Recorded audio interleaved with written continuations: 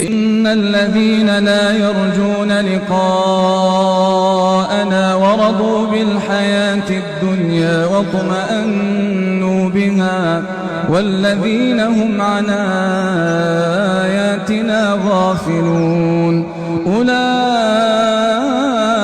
مأواهم النار بما كانوا يكسبون.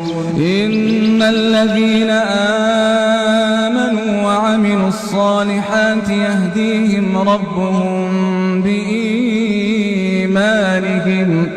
تجري من تحتهم الأنهار في جنات النعيم دعواهم فيها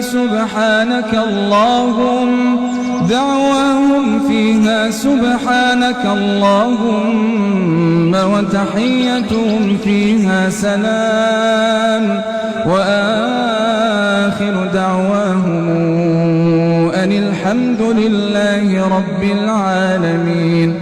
ولو يعجل الله للناس الشر استعجالهم بالخير لقضي إليهم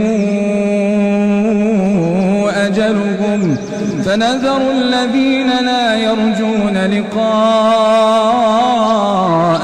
في طغيانهم يعمهون. وإذا مس الإنسان الضر دعانا لجنبه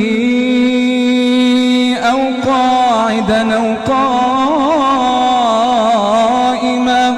فلما كشفنا عنه ضره مر كأن لم يدعنا